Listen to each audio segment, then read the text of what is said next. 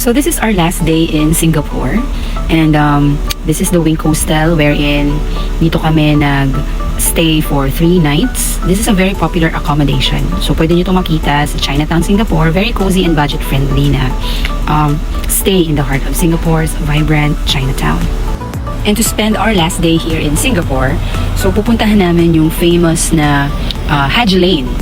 It is a well-known and vibrant street located in Kampong Glam area of Singapore. Famous kasi ito sa colorful and eclectic mix of boutiques, cafes, bars, and street art. So popular spot ito for both locals and tourists. Since daytime kami nagpunta dito, so yung mga stores, yung mga boutiques, yung mga cafes, bars, yung iba close pa talaga. So if you're planning to go here, I guess best time to come is by night kasi mas ma-appreciate daw yung lights, yung environment ng Haji Lane. And dahil limited nga yung time namin dito sa Singapore, so need namin magpunta sa another destination namin. Pupunta kami ng Lucky Plaza kasi mamimili kami ng mga pasalubong. You know, para na rin may mga maibigay tayo sa mga loved ones natin pag uwi ng Pilipinas. Ang napakaganda dito sa Singapore, marami silang impressive skyscrapers. It reflects their city-state's modern and dynamic urban landscape. It is a home nga, ika nga, ng numerous towering structures that defines its skyline. And if I have a chance na malibot yung entire city, babalikan ko talaga itong Singapore. Now, next stop natin is yung Lucky Plaza here in Singapore, located at 304 Orchard Road. Well-known ito na destination for shopping, dining, and entertainment. Actually, tinatawag nga itong Filipino Community Hub kasi dito bumibili yung mga Filipinos, mga residents, mga workers, mga tourists para sa mga pasalubong like chocolates, pabango, and other items. At ito nga yung popular destination ng mga bagsak presyo na mga chocolates, perfumes, luggage, and other items na pwedeng ipasalubong. So dito yung mga Pinoy pumupunta and sulit na sulit. Kung malaki pa nga yung luggage ko, siguro mas marami pa akong nabili.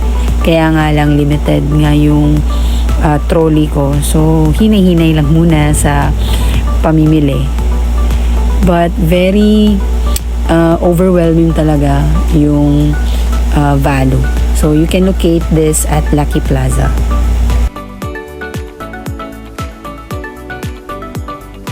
So, yung mga tao dito parang nagpapanik buying, bumibili ng mga price drop na mga items. Kaya nga yung ibang kasamahan ko, bumili ng extra luggage para doon ilagay yung mga chocolates na napamili nila. At dito ko na-realize na siguro ganito yung karamihan sa mga kababayan natin para makabigay lang ng mga pasalubong sa loved ones nila. And this time, sumakay na naman kami ng MRT at pupunta kami sa IMM Outlet Mall. Isa itong largest outlet mall here in Singapore. A very popular shopping destination known for its outlet stores offering wide range of products at discounted prices.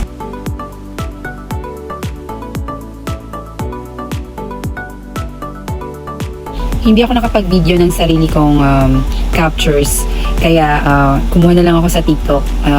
Kung sino man yung owner nito, credits to you po. At ito nga yung inside ng IMM, mga outlet stores ng different brands. Ito yung pinakamurang mga outlet stores here in Singapore. May mga discounts pa yan.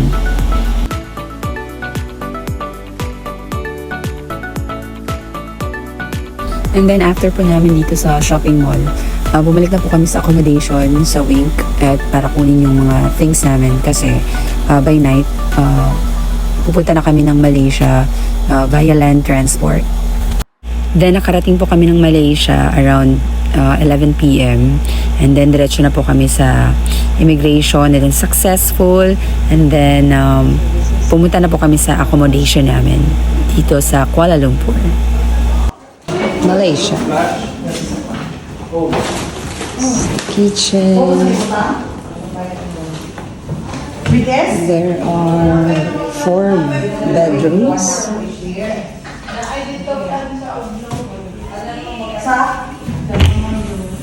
CR. The second room. Of course with CR. And here's the Nagkapital po ko. third room. It's like the master's bedroom. And there's a sofa. The fourth room. Okay. Pero lagi hindi may siya city center pero okay lang. Okay lang, barato lang ng taxi.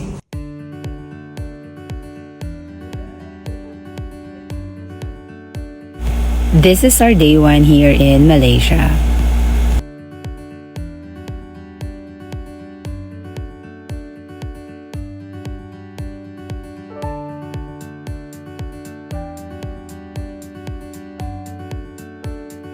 Uy, Jai, oh. I am Celine Dion. Top 10 sa dyan, Malaysia ba eh. Prime Video lang mag-inig sa dyan sayang wala sa Netflix. Pero makigamit ako ng account ni Sir Bro. So, makalantaw na dyan ko ng salida. Pero di, matapos kay wala ka man ni taod-taod. Anyway, bahala na. Then right after breakfast, so na-prepare na kami papuntang Genting Highlands dito sa Malaysia. Renowned to for its unique skyline with a backdrop of lush na greenery and highland scenery. So merong skyway cable car dito. So yun yung purpose namin na ma-experience for today.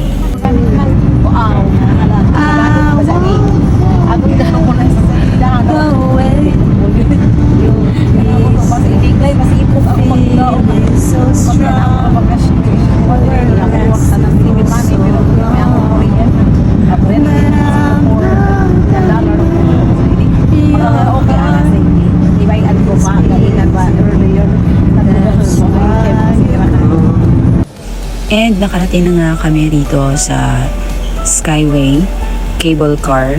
So, kumuha kayo ng tickets and then papasok na kami sa entrance. Yun. Okay, so we will be riding the cable car.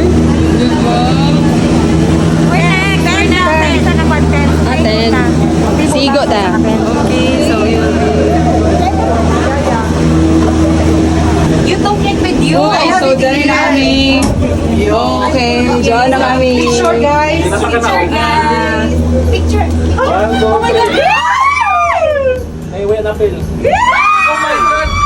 Wow! Mas man nagilo. This is fine. This is fine. Wow. It's a kaon, you know. It's a kaon. Ano?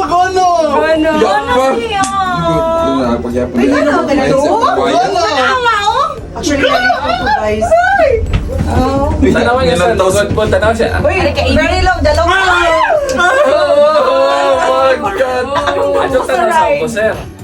And this is my first time riding a cable car. So very overwhelming. I am very excited during this time. Na-enjoy ko lang talaga yung moment na nasa taas po kami. Tapas pa, kaya pa na. Diretso pa man ba? Diretso pa ba dyan? Ano mo balik pa ta diha? So we'll have 1 hour here. What an experience. Alam mo, bangga. Uy, kagaan ang Hindi na gadyo. takatawag sa announcement. So much more na lang. Gibenta na niya. At yung patutunguhan ng cable car na to, papunta tong Resorts World Genting. Located pa rin siya sa Genting Highlands, Malaysia.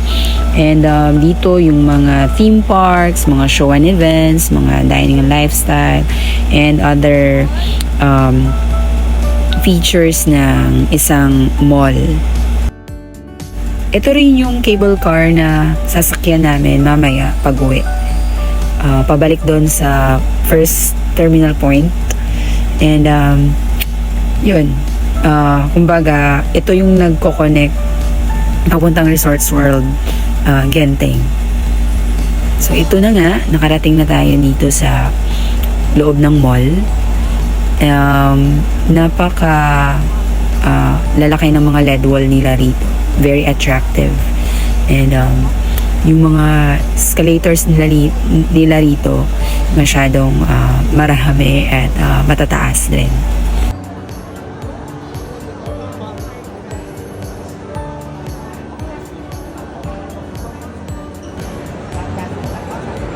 The busy world of Malaysia. Sa Malaysian popstar. Diverse.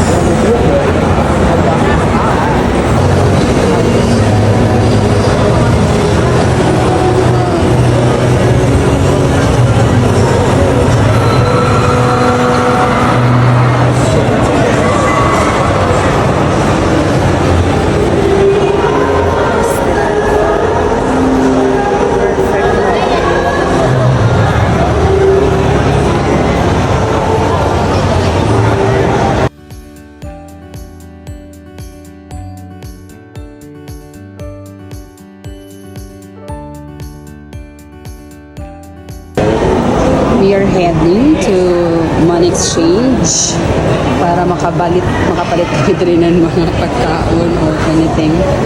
Yung ginawa ko, pina-convert ko yung 2,000 pesos ko to 150 RM. At since ito na yung last destination namin dito sa Malaysia, so yung mga remaining bills ko from Singapore and Indonesia, pina-exchange ko na rin into ringgit. Buti na lang nakapag-exchange na kami, so may pang-lunch na kami.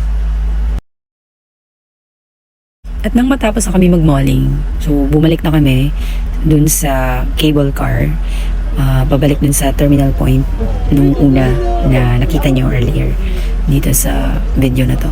Puro gadget, ganahan ako nun. Oo, enjoy gadget ko. Amuro gadget din eh. Yung wala, may slow.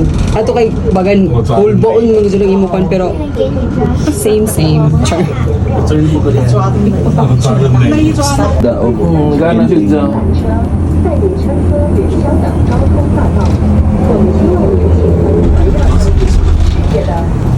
Ano niya? Kita diri kayo na. 下一站云天缆车站，乘客有此通往云顶高原的五台城，这里提供超过150个手机电台。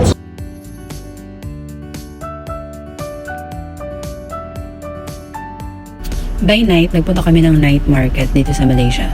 Sayang nga lang kasi medyo umuulan ng mga time na to. Pero dito, yung mga different souvenir shops, so pwedeng mamili dito ng mga different Malaysian souvenirs. Very budget friendly rin naman yung mga prices nila. Big na.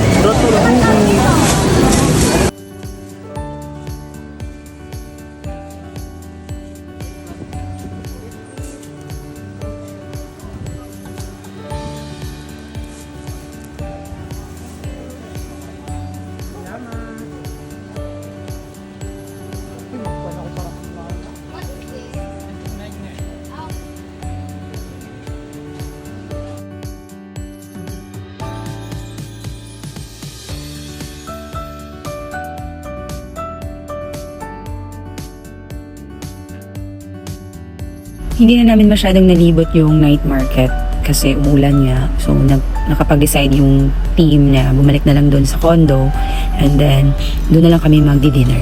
Pero before that, nag-try kami ng dumpling na to. Diyan na kami sa accommodation. There is a Kuala Lumpur. There da.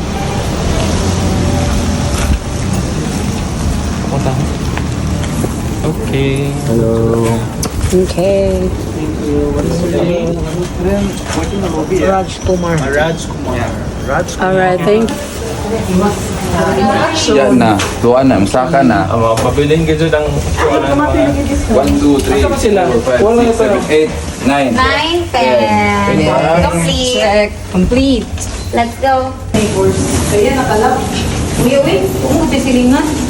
Ito mo, mas hindi na. Nakalap to. Ilang One, arrival in travel. Ay, i-travel sa government. E-gov PH. Pwede na. arrival sa Pinas. Okay. Oh no! Pwede kita dawan. Nakakbong. So, ang ito na kanina. Okay. And after dinner, nakapag-decide yung ibang members ng team na gumala at puntahan yung Petronas Twin Towers. Yung ibang kasama namin hindi na sumama kasi pagod na nga dahil sa masyadong malayong mga nilalakad namin. So kami na lang yung nagpunta, nag-night gala kami. And yun, nakita na namin yung Petronas Tower.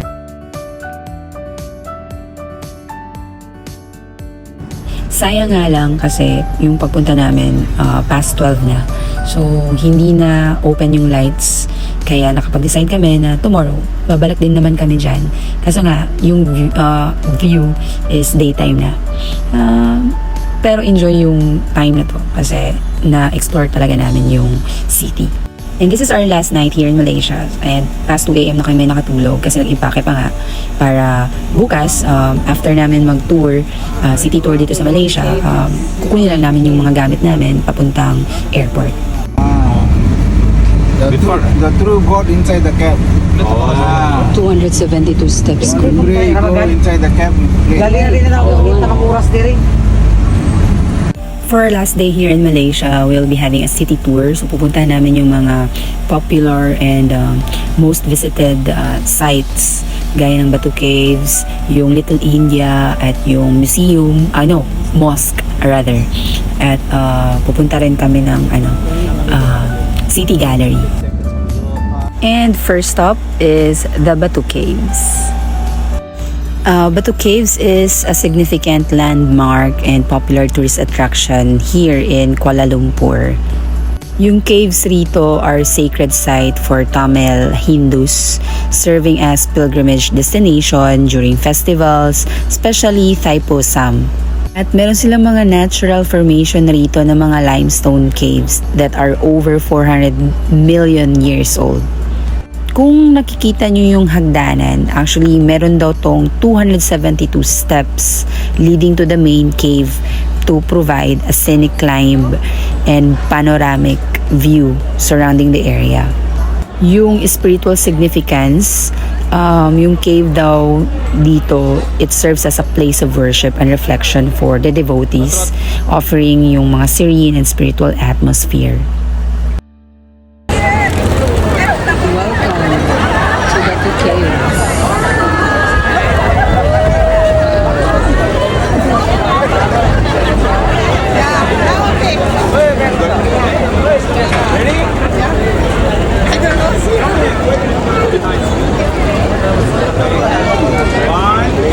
There's a 360 camera there.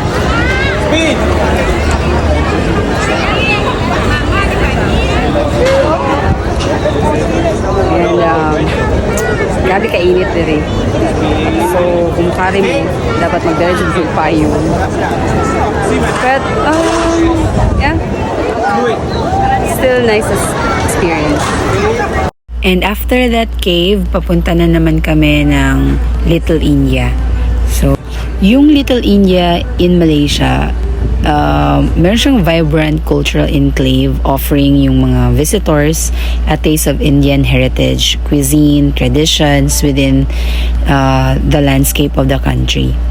And the official Little India here in Kuala Lumpur is located in the Brickfields district near Bangsar.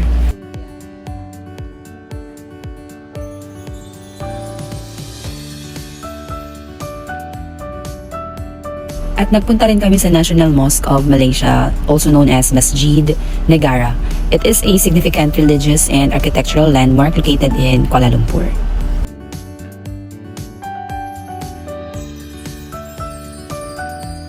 At yung katapat ng mosque na ito ay yung tinatawag na TV Al Hijra. So ito yung state-owned Malaysian Islamic television channel. Tsaka nag-short stop na rin kami doon sa sinasabi nilang Kuala Lumpur City Gallery at kumuha ng mga ilang pictures dito sa I Love Kuala Lumpur na standee na to.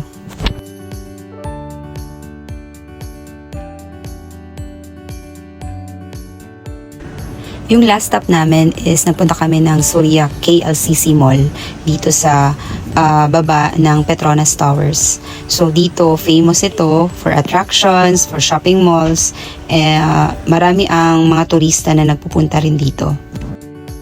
Dito na rin kami nagpalipas ng oras kasi after nito pupunta na kami ng Kuala Lumpur International Airport para umuwi pabalik ng Pilipinas. So ito yung view ng Petronas Towers pag daylight. And then, let's skip to the good part. So, nandito na kami sa International Airport ng Kuala Lumpur. Mag-check-in na kami. Pupunta din kami ng immigration para makauwi na kami ng Pilipinas. So, so far, yung experience talaga nakakamiss. Maraming masasayang moments. Pagod kasi ang daming lakad serye. Pero, very worth the walk. Ika nga. And halo-halo yung mga emotions namin rito kasi excited na medyo sad kasi nga excited kasi pabalik na ng Pilipinas. At the same time sad kasi dito na talaga mag-i-end yung travel namin. And yun, 1:40 a.m.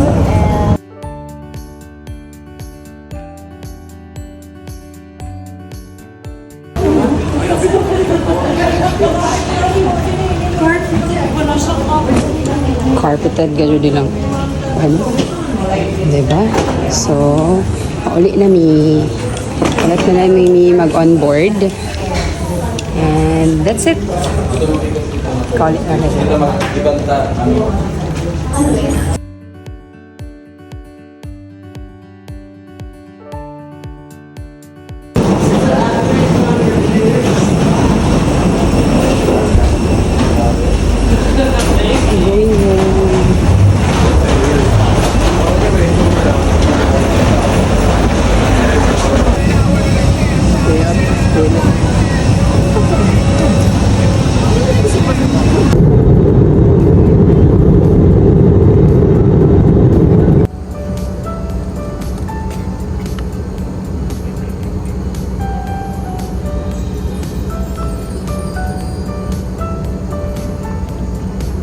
For assistance, please remain in your seat.